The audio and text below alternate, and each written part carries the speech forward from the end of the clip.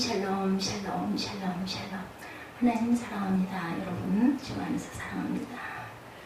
예, 역대하 말씀이죠. 예, 29장 31절에서 36절까지. 예, 하나님이요. 예, 오늘 그 시편 묵상은 75편 1절에서 7절이죠. 예, 하나님의 우리가 주께 감사하고 감사함은 주의 이름이 가까움이라. 사람들이 주의 귀한 일들을 전파하나이다. 주의 말씀이 내가 정한 기약이 이르면 내가 바르게 심판하리니 땅의 기둥은 내가 세웠거니와 땅과 그 모든 주민이 소멸되리라 하시도다. 셀라. 내가 오만한 자들에게 오만하게 행하지 말라 하며 악인들에게 뿔을 들지 말라 하였노니 너희 뿔을 높이 들지 말며 교만한 목으로 말하지 말지어다. 무릇 높이는 일이 동쪽에서나 서쪽에서 말미암지 아니하며 남쪽에서 말미암지 아니하고 오직 재판장이신 하나님이 이를 낮추시고 저를 높이시느니라. 아멘. 우리 수요 예배 전에 시편 묵상 꼭 하죠. 75편 1절에서 7절까지 제가 묵상했습니다. 오늘은 9월 21일 수요 예배 거 미리 제가 녹화합니다. 여러분 귀한 은혜 받으시기 바랍니다.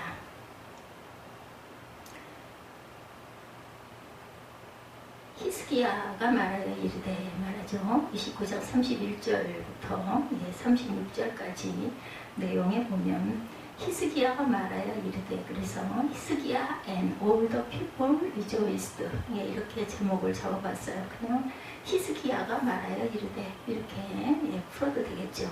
야훼께 드렸으니 마땅히 나와 제물과 감사 제물을 야훼 전으로 가져오라 하니 회중이 제물과 감사 제물을 가져오되 무릇 마음에 원하는 자는 또한 번제물도 가져오니 회중이 가져온 번제물의 수요는 수소가 70마리요 순양이 100마리요 어린 양이 200마리니 이는 다 야훼께 번제물로 드리는 것이며 또 구별하여 드린 소가 600마리요 양이 3000마리라. 그런데 제사장이 부족하여 그 모든 번제 짐승들의 가죽을 능히 벗기지 못하는 거로 그의 형제 레위 사람들이 그 일을 마치기까지 돕고 다른 제사장들이 성결하게 하기까지 기다렸으니 이는 레위 사람들이 성결하게 함이 제사장들보다 성심이 있었습니다.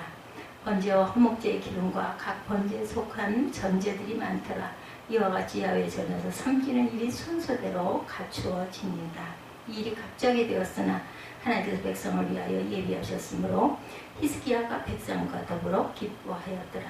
히스기야 and all the people rejoiced. 제가 온 백성과 더불어 기뻐하였더라. 마지막 절 36절에서 은혜를 받았습니다. 29장부터 32장까지는 남왕국 유다의 제13대 왕이었죠. 히스기야의 통치 행적에 대해서 서술하고 있습니다. 히스기야 왕은 유다의 3대 성군, 즉 여호사밧, 히스기야, 요시야 중에 한 사람이죠. 29장은 그에 대한 기사 중 첫째 부분, 히스기야 왕은 선왕의 부패와 악정을 익히 보았습니다. 그리고 그 말로와 그로 인한 재앙도 교훈으로 받아들여서 성전을 깨끗이 하여 하나님께 관계를 회복하고자 힘썼던 그런 왕입니다. 히스기야의 개혁이 나타나죠. 2절에 보면 다윗의 길로 행했어요. 극심한 우상 숭배자였던 아하스가 죽자 그의 아들 히스기야가 유다 왕이 되죠. 역대하 말씀이죠. 19장 봅니다.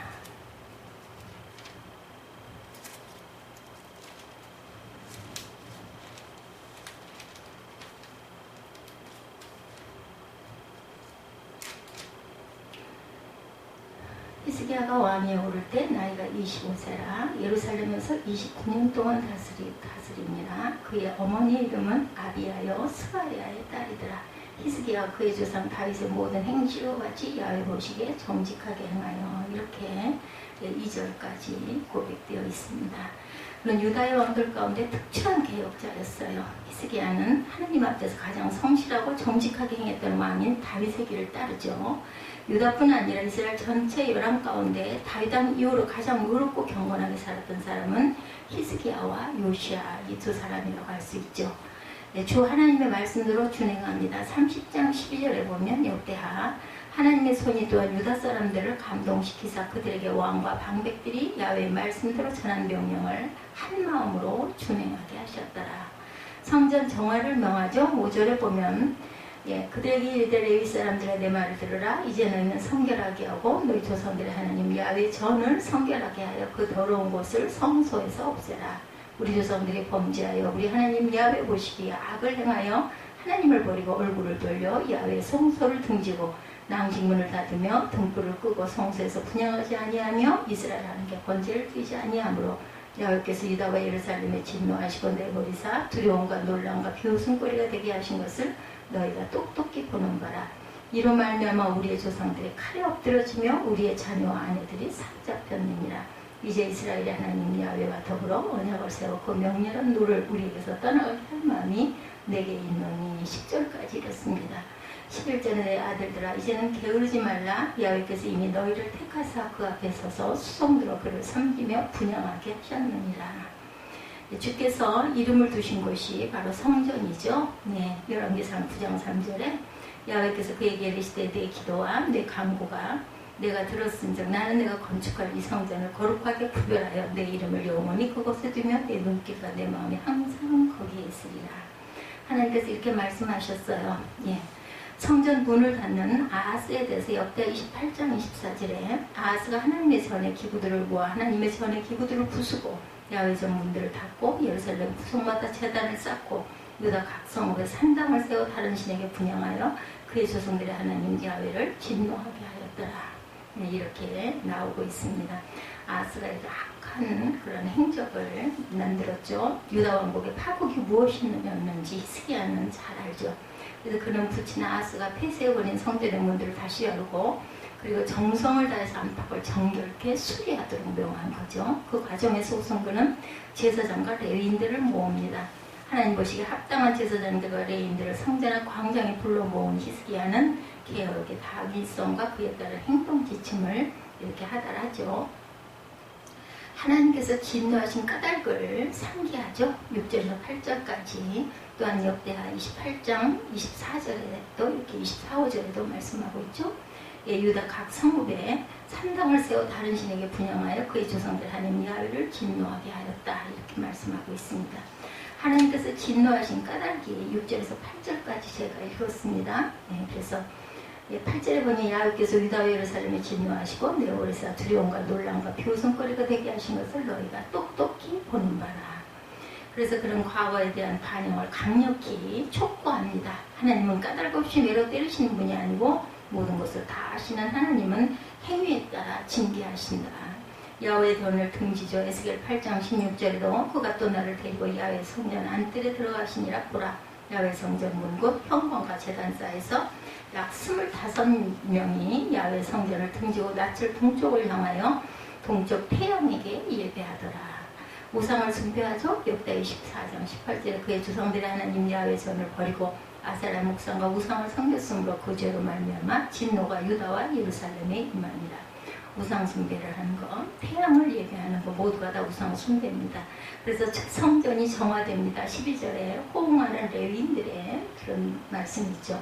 12절에 보면 이에 레위 사람들이 일어난 곧 그와 세 자손 중 아마스의 아들 마악과 아사랴의 아들 요엘과 무라리의 자손 중 압디의 아들 기스와 여할레의 아들 아사랴와 게르손 사람 중 신마의 아들 요아와 요아의 아들 에덴과 엘리사반의 자손 중 시므요와 여후엘과 아삽의 자손 중 스가랴와 마따냐와 헤만의 자손 중 여후엘과 시므이와 여두둔의 자손 중 스마야와 우시엘이라. 이렇게 말하죠. 그들이 형제들을 모아 성결하게 하고 들어가서 왕이 야훼 말씀대로 명령한 것을 따라 야훼 전을 깨끗하게 할세.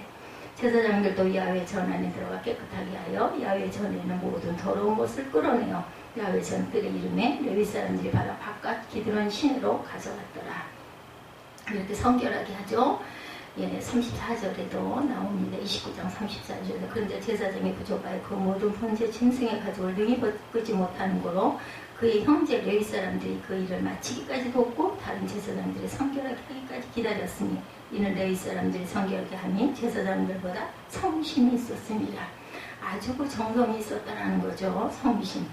예, 몸을 성결케 한 성직자들에 대해서 에스라 6장 20절에도 제사장들과 레위 사람들이 일제히 몸을 정결하게 하여 사로잡혔던 자들의 모든 자손과 자기 형제 제사장들과 자기를 위하여 유월절 양을 잡았다. 성전 종화를 완수합니다. 19절에 보면 증거하죠.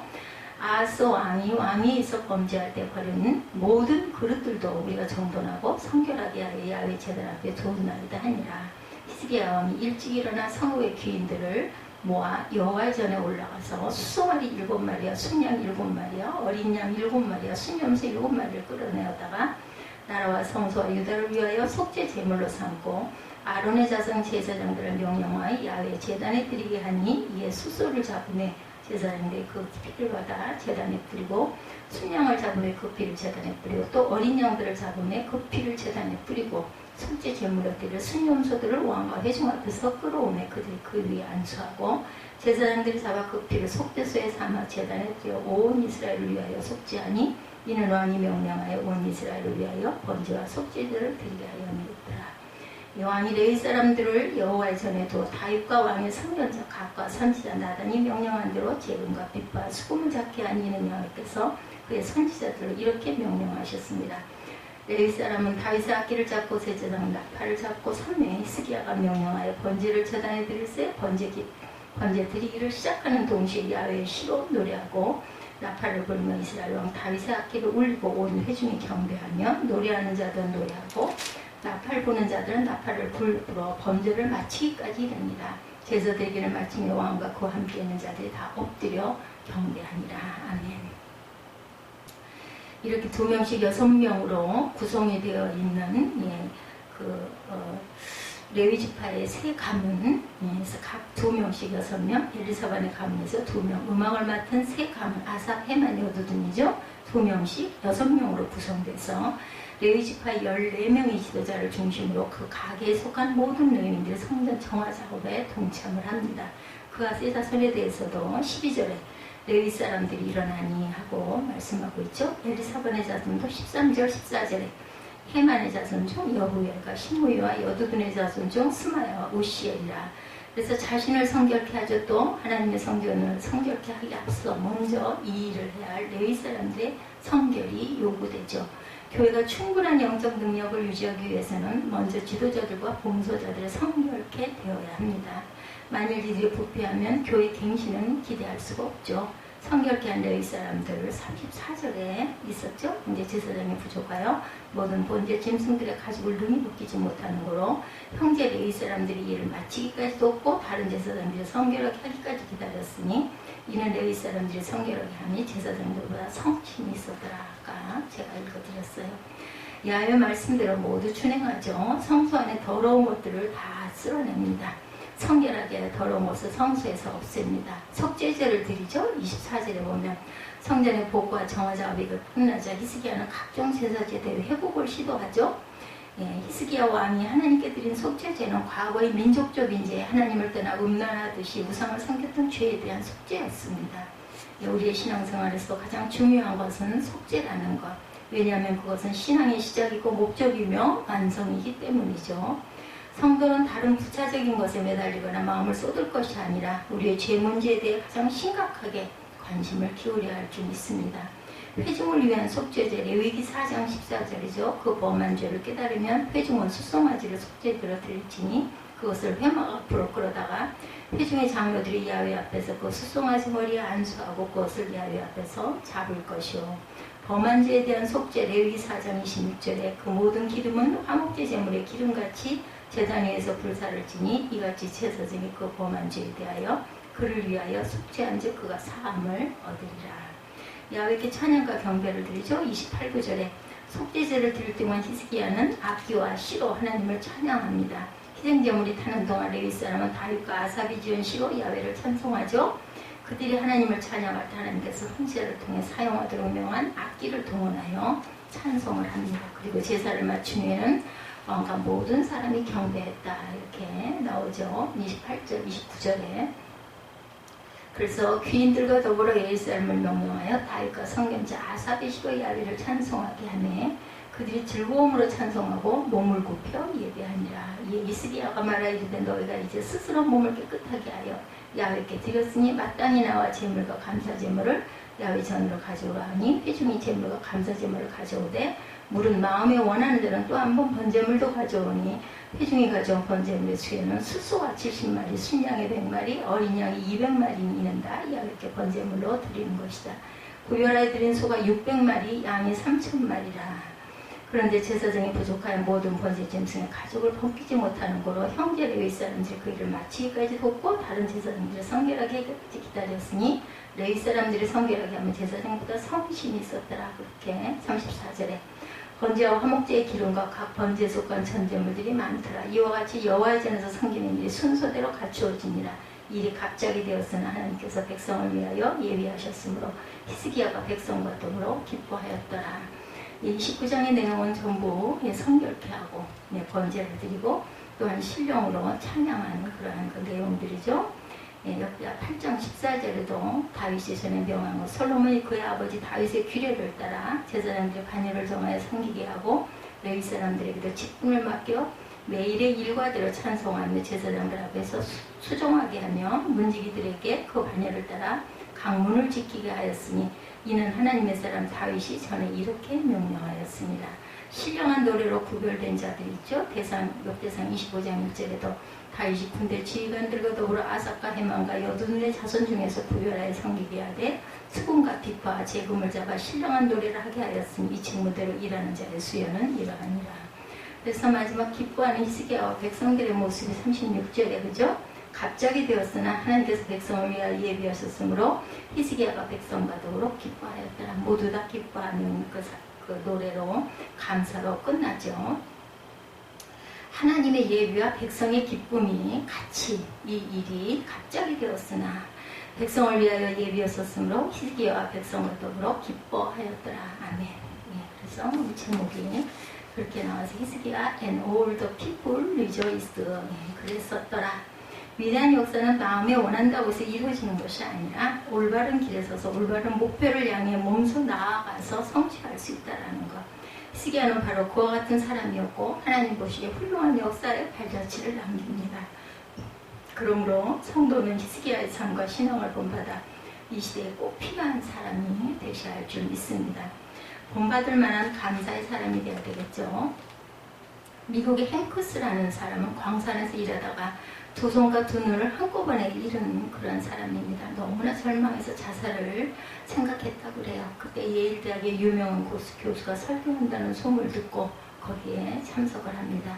설교 내용 중에 사람마다 하나님께로부터 받은 사명이 있다라는 말을 듣고 교수를 만나 나같이 손도 눈도 없는 인간이 무슨 사명이 있단 말입니까? 하고 반박을 했다고 그래요.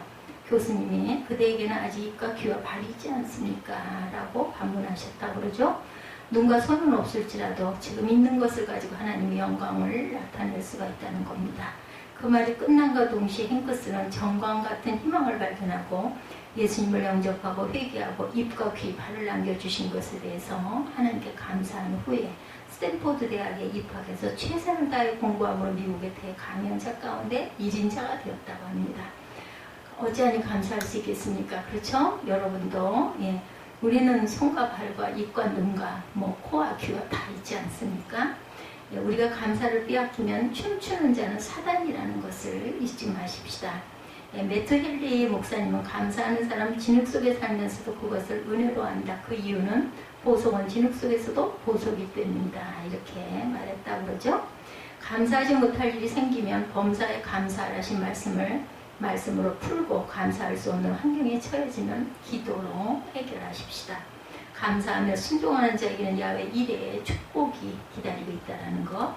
25세 나이에 유대 제13대 왕으로 즉위해서 29년을 통치했던 히스기야 왕은 야훼께서 보시기에 정직히 행한 왕으로 누구보다 하나님의 뜻에 어긋난 것들을 개혁하는 작업에 열심을 내었던 왕이었어요. 우리가 주석을 쭉 풀면서 읽으면서 조금 많아서 양이 많아가지고 빠르게 읽었지만 내용들 여러분들 다 아시죠? 히스기야 왕은 왕이 되자마자 선왕 아하스가 닫은 성전문을 열고 수리하죠. 아하스 왕이 꺼버린 성전의 등불을 다시 밝히고 중단했던 분향 또한 다시 시작합니다. 뿐만 아니라 하나님을 향한 신앙 회복 운동에 최선을 다했고 모범적인 감사의 제를 드린 왕이기도 했습니다. 우리도 햄쿠스처럼 히스기야 왕처럼 본이 될 만한 감사의 사람이 되십시다. 첫째로 성결한 감사를 드려야 되겠죠. 히스기야 왕은 백성들 하여금 감사제를 드리게 하고 감사 제물을 가져오라고 명하고 그것을 우선해서 너희는 성결하고 너희 하나님 야훼전을 성결케 하여 더러운 것들을 성소에서 없애자. 하나님은 거룩한 분이시기 때문이죠. 그가 달게 성결한 심령, 생활, 모습으로 하나님께 제사를 드리죠. 우리 예배 드릴 때 그런 마음의 자세, 그렇게 성결한 모습으로 예배를 임해야 되겠죠. 죄는 우리의 기도를 상달지 못하게 하는 동시에 하나님과 교제를 차단시키기도 합니다. 오늘 감사제를 통해서 하나의 형식적인 감사제이 될 것이 아니라 하나님께서 기뻐 받으시도록 회개하고 죄를 사함받는 성결한 상태로 드려져야 한다는 것. 조선조 말 월남 이상주 선생님의 이야기입니다. 어떤 대감 이상주 선생님을 포함한 문객들을 불러서 선교사로부터 받은 비누를 나누어 줬다고 그래요. 근데 이상주 선생님이 비누를 받아 칼로 깎아서 먹었다고 그러죠. 대감이 깜짝 놀라서 그것은 때를 씹는 것이 먹는 것이 아니다 그랬더니 이상주 선생님은 알고 있습니다. 나는 내 뱃속의 때를 씻어볼까 해서 그럽니다 라고 하시더라는 거죠. 그래서 모였던 문객들이 하나같이 부끄러워 얼굴을 붉히고 더러는 밖으로 나갔다고 그래요. 하나님께 용납될 수 없는 속때를 그대로 둔 채 겉대만 아무리 씻어도 벗겨내도 아무 소용이 없다는 거죠. 여기에 감사제가 성결케 하는 회개의 행함이 없이는 안 되는 이유가 있는 거죠. 참 성결은 백지 아래에 나의 이름을 서명하여 하나님께 드리는 것입니다. 우리는 백지의 모든 부분들을 하나님께서 쓰시도록 해야 하고 하나님께서 쓰시는 대로 행해야 되겠죠. 성결치 아니하면 하나님과 통할 수가 없습니다. 하나님의 신령한 것들로 채워지는 심령을 가진 자가 드리는 감사제만이 온전한 감사가 될 수 있다는 것. 그것만이 본이 되는 감사의 사람입니다. 둘째로 자원하는 감사를 드려야 되겠죠. 성결한 감사, 자원하는 감사. 히스기야 왕은 몸을 깨끗이 해서 나온 백성들에게 감사 제물을 하나님께 가져오라고 했을 때 백성들은 모두 감사의 제물을 자발적으로 드렸어요. 각각 그 마음대로 정한대로 할 것이요 인색함이나 억지로 하지 말지니 하나님은 즐겨내는 자를 사랑하시느니라. 고린도후서 9장 7절이죠. 이것이 바로 헌금의 원리입니다. 감사는 자발적이어야 하죠. 왜냐하면 부득이하여 체면이나 조건 때문에 또는 재물이 아까워 마음에도 없는 감사 제물을 드리면 형식적인 것일 뿐입니다. 감사는 사오거나 빌리거나 꾸어올 수 없는 것이다. 감사는 은혜를 알게 될 때 스스로 생기는 것이고 감사의 마음이 자기 속에서 우러나올 때 재물도 자원하여 드려지게 된다. 현대인에게 찾아오는 제일 무서운 병은 중풍과 암이라고 하네요. 중풍은 성격이 다혈질이어서 참을 수 있는 것도 참지 못해서 혈압이 올라가는 사람에게 생기는 것이고 암은 참지 못할 것들을 참고 또 참아서 내부에다 쌓여가지고 발생하는 것이라고 그러죠. 이 두 가지 병에 안 걸리는 비결은 범사에 감사하는 삶이라는 것. 범사에 감사는 어떠한 일이든 모든 일에 감사하라는 것이죠. 중풍이나 암에 걸릴 소지가 있는 분들은 말씀을 보고 기도해서 범사에 감사하시길 바랍니다. 모든 것을 초월할 수 있는 믿음이 있으시면 모든 것에 감사할 수가 있겠죠. 범사를 초월하는 신앙은 범사에 감사할 수 있습니다. 세미 한프는 비행기 공장의 직공이었다고 그래요. 그는 50이 넘은 남자로 두 다리를 잘 쓰지 못할 뿐더러 왼팔도 못 쓰는 장애자였고 폐결핵 환자였다고 하죠. 이로 인해서 그는 결혼도 못하고 부인도 아이도 없는 불행한 사람이었는데 그에게는 행복이나 기쁨은 없고 오직 괴롭고 힘든 고달픔만 있었다고 그러죠. 그럼에도 그의 손에는 언제나 망치가 들려 있었고 얼굴은 항상 웃고 있었고 입에서는 끊임없이 찬송이 흘러나왔다고 합니다. 구주 예수 의지하며 심히 기쁜 일일세 허락하신 받았으니 의심하지 없도다. 사람들은 그에게 무엇이 그렇게 기쁘단 말이오? 라고 물었어요. 그는 기쁘고 말고요. 나에게는 다른 사람들처럼 자랑할 것이 아무것도 없어요. 가족도 돈도 건강도 없습니다. 그러나 이 세상 끝날까지 나와 함께 하시다고 하신 예수님이 계셔도 참으로 기쁘답니다. 예수 믿는 것은 받은 증거 많도다. 예수 귀한 예수 믿음 더욱 주소서. 아멘. 본이 될 만한 감사자들은 외부에게 감사의 조건을 만들어주기를 기대하거나 기다리는 사람이 아니라 내 속에서 믿음으로 감사가 만들어져 외부의 어려움들을 정복하는 신앙의 사람들이죠. 셋째로 풍성한 감사를 드려야 됩니다. 유대 백성들이 자원하여 드린 번제는 숫소가 70, 수양이 100, 어린 양 200마리, 따로 구별하여 드린 감사제물은 소가 무려 600마리, 양이 3,000마리나 되어 제사를 맡을 제사장이 부족하여서 레위인들에게 직무를 대행시킬 정도였죠. 예. 그러나 이 풍성한 제물들은 넉넉하고 풍성한 시기에 드려진 것이 아니라 아하스 왕의 악정으로 인하여 쇠약하고 형폐하여 궁핍한 상태에서 드려진 것입니다. 그들은 기대조차 할 수 없는 상황에서도 넘치도록 드립니다. 체면을 하는 형식적인 신앙이 오히려 헌금을 인색하게 만들죠. 오래전에 그 대인족의 거대한 군대가 스코틀랜드를 침범했던 사건이 있었는데, 대인족들은 소리가 나지 않도록 맨발로 포복해서 공격을 해오는데, 스코틀랜드 병사들은 그 사실을 모른 채 평안히 야영을 하고 있었다고 그래요. 근데 대인족의 한 병사가 엉겅퀴를 밟아 그만 비명을 지릅니다. 따라오니까. 그래서 스코틀랜드 병사들이 무장을 갖춰 대인족을 진멸했다고 그래요. 이로 인해서 스코틀랜드는 엉겅퀴를 국화로 채택을 했다고 그러죠. 하나님께서 잊을 수 없으시고 사랑할 만한 그리스도인들이 되시기 바랍니다. 하나님께서는 옷 잘 입고 잘생긴 사람을 사랑하는 것이 아니라 하나님의 은혜를 알고 견딜 수 없는 마음으로 그 은혜를 감사할 줄 아는 자를 귀히 여기십니다. 제물이라는 히브리어 제바힘이라는 뜻은 희생이라는 뜻이죠. 제바힘이란 뜻, 희생이란 뜻.